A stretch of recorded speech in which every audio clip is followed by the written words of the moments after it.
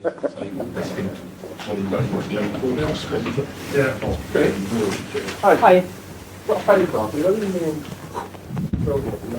Yeah. No, we do all in one go. We've got other stuff to do. Yeah, that's fine.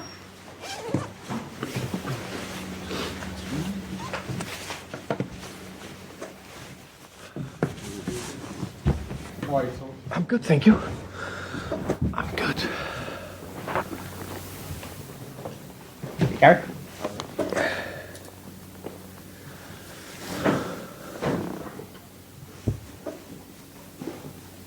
Hello everyone, good to see you all. Usual, can I start with Gary from Sky, who can lead us off. Ian, then Phil, everything under immediate embargo. We'll have an embargoed section 10:30 PM tonight for anyone who wants anything from the newspapers tomorrow. Camera happy? Okay, so we can go with Gary. Well, Thomas, thanks for your time again. Of course. Wolves 3 times in 3 weeks. You know them better than Gary O'Neill, don't you? Close to. Yeah. Let me put it this way: there's always preparation, but mainly we use time on the last games. We face them, but we're looking forward to it. I think it's. I always try to turn situation into a positive and change the narrative. I think that's important in general in life. So you have a positive mindset. So when we got the replay, which I still am against personally, okay, then we use it positively to try to progress to the next round and use it for the Saturday game. Ideally, though, would you have gone somewhere away for some warm weather training or something like no, that was, it changed a few days, both ends, but there was still some downtime. We decided that anyway. I believe that's important to refresh your head. And obviously we know your view on replays, but what about extra time and then penalties? Would you prefer to go straight to penalties if required? Yeah, no doubt. I think there's a lot of talk about protecting the players because there's more and more games. The intensity of the games are getting higher and higher. So there's just extra load on the players. So I definitely think that we should cut the extra time. That's my personal view on that. No doubt about that. I understand the extra time and the nostalgic view on it. I like that in a way myself. I'm at least I'm that old that I know some fantastic extra times games. But we are developing. Everything is progressing. We need to take that into consideration. So definitely cut the extra time. Because the match is tomorrow, it was literally a hair's width away from Ivan being able to be involved. Like 24 hours later, he could have been involved. Did you, as a club, ask for the match to be played on Wednesday instead of Tuesday? No. I think for the general preparation, I no matter what is thrown against us, we are ready for that. But I think it's quite obviously that 3 days between games are much better than 2 days. It's no problem, but it's better with all the science, the mental, the preparation, the restitution. So in that aspect, it was much better for everyone to play play tomorrow. If it had been on Wednesday, would you have played Ivan? Maybe, probably. I think he's an okay player, so I like to get him back into the team. Because he's certainly enjoying the games that he is playing. I think he scored a penalty behind closed doors. Yeah. Panelka as well. Yeah. A classic Ivan. Normally he don't do a Panenka, I would say. So Panenka. Yeah, get the word right might help. Yeah, right? yeah, exactly. Yeah. Normally he doesn't do that. Normally he's just putting in the back of the net. But no, he's definitely looking forward to be involved soon. He's been making it clear that he's committed to the cause. I think Pontus Jansson had a phone call with him, which I saw on the club media, and asked him straight whether he's staying. He says, yes, I'm staying. Has he said, yes, I'm staying to you, to the manager? I think it's been very clear that we, or at least I, don't want to let him go. I want to keep him as long as possible. So I only had that in mind. And every single time I spoke with him, it was, focusing on getting you ready for Nottingham Forest. I mean, would he travel with you to Wolves tomorrow? Just to be No. No. There's a small training group back here. It's more important that he's training.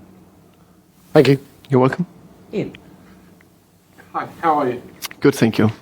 We get on, so I'm not looking for a big argument, but Yeah. why don't you like replays, extra time, and footballers playing football? I think it's important that footballers are playing football in many ways, but I think a replay, I don't get it in terms of. Yeah, I think tradition is very important in general, and we need to protect that in a way. So I understand where you come from, but it's already been cut away a bit. So now we only have replays, I think, in the third and the fourth round. Usually it was all the way through. So why is either all or nothing? That in between, So cut it. Protect the best cup tournament in the world. And make it even more important, and then I think take the replays out, because I think, and then put even more focus on this fantastic tournament, because I think it's a very important tournament. Every year I seem to hear a lot of managers, I won't say all, but a lot of managers saying there's too many games, with players having to do too much, workload is too much. Yeah, they're in the best profession in the world, and that's what they sign up to when they're going to football. You become a postman, you've got to deliver post every day. If you're going to football, you've got to play football. It's not every day, then at least twice a week. I think there's a fair point that what they like the most is to play games, but I think, and we don't know how much we can push the body, but I think still there is no doubt that the amount of injuries, I don't know that exactly, but I think it's going up. The amount of injuries it must do over the years, and then we need to look into that, because there is a way where we need to protect it. Plus, football is good, but I think you also see how many fans are coming to. You can lose that. How many are watching games in TVs? There's too many games. I think the product could not die, but it could be flattened a little bit. I think we need to protect that as well. In terms of this cup tie, I don't want to suggest you don't want to win it. You do want to win it. But I definitely want to win it. but your priority has to be staying in the Premier League. Yeah, I think you can have two priorities. I think you can do everything you can to end as high as possible in the Premier League, and you can do as best as possible to get a cup run.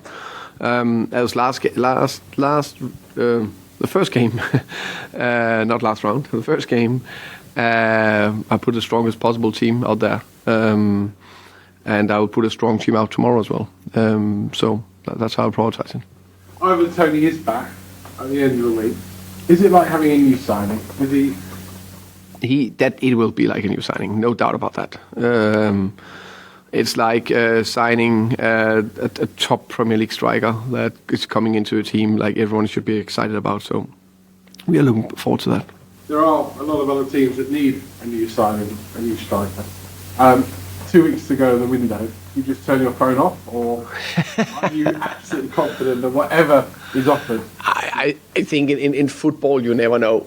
Football is so crazy. We've seen several stories about that, but I'm 99% sure that Ivan is playing here. For at least the rest of the season? Yes. Beyond that, you don't know. I know. Let's take one transfer window at a time. Final one. It has been a more difficult season, hasn't it, so far? Certainly results-wise. Yes and no. I think probably more the last 5 games. I think before that, I think it was okay without being through the roof. As I said, we set the standard high with 2 good seasons, and last season a very good season on performances and results. And that means that by default, everyone will be a little bit disappointed if we end below 9. But as I said the whole time, the top 6 plus Newcastle, maybe Villa and Brighton. The rest need to fight for the rest position, and then you hope to be something between 9 and 17th. Of course, we've got ambitions, so I think it's put things into perspective, and this is the most competitive league in the world and the most relentless league in the world. So I would have preferred to have won a few more games, but with the injury history we have, it's unfortunate part of it. Just in regards to the squad as a whole, what's the status as far as other injuries or the players coming back, and what's your state of squad? Obviously, we know that some are missing through being away on. Yeah. We have. Let me think. We got Christopher Ajer and Ben Mee and Charlie Goode. All of them played Saturday. So that's good, and we've seen Justice Silva is back as well. So two of the one long injury in Josh and longer age to Christopher are available for selection for tomorrow. So that's good, and Ben Mee is back from suspension. So that's positive. Obviously, there's been a lot of speculation and chat about will Brentford be able to hang on to certain players, one in particular. What about players coming in during the transfer window? Because again, stories at the weekend with Sergio Reguilon, for example. No doubt that we are out there looking, and I think it's I said it before. I normally don't do that too much about a specific position, but I think it's clear we would like a left back in the building to help a little bit, to help the squad. So we will look for that. When you play a team a lot in a very short space of time in particular, is there a risk that the game could become quite stalematy? You know each other very well, that an openness of a game is going to be more difficult because you have played each other so often, so frequently and so recently. Could be. I think there's no doubt that we definitely looked at a lot at Wolves, and they probably looked at a lot at how we do it. So it was two completely different games. One where we made a lot of mistakes and Wolves won fair and square, and another one where we were up 11 against 10 for 80 minutes and they defended, and then it was a 1-1 game in the end. So, but it could be a very even game again. Not again, but I think actually it'll be a very even game tomorrow because we know each other's strengths and weaknesses very well. And then you see them make maybe one move, and then they did, but now they have done it, made the different moves. We've seen it. We made the different moves. They've seen it. So what can we do something new, or is it just do what we do well, both teams, and try to in that way to beat the opponent? And you mentioned Josh De Silva. How much are you keeping your fingers crossed and rubbing whatever lucky emblems you can for him to really now just push on and be that player that so many people have, in particular him, and know that you, want to see really succeeding at this level of football? I really hope so. I think the first game against Wolves, we saw some good actions. We saw what he's capable of doing, and I really hope that he can find that momentum and get back up to his high level. Because he has got a high ceiling, hasn't he?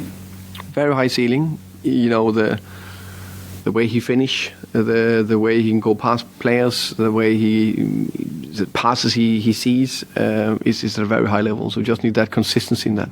And one final one for me about just the sort of general footballing situation. You've alluded to replays and extra time, but also this sort of funny midwinter break that has been instigated this year with there is a call for maybe a break. Does it need to be a little bit more structured than this? Because obviously those who have to play cut replays get penalised, whether it's one way or the other. It seems as if it's a little bit of a sort of melding together, which doesn't quite work. Is that a fair assessment? Do we need to just go, we need a break? I think, first and foremost, I think it was good that there was, I think we started 2 years ago, didn't we? And then last year there was the World Cup, of course, obviously. And this year, I agree, it hasn't worked perfectly. I think that week's of refreshing. I can just speak about myself, get a few days away, and the players, I think, is important. I think if we want our product to be as high as possible, I think we need it.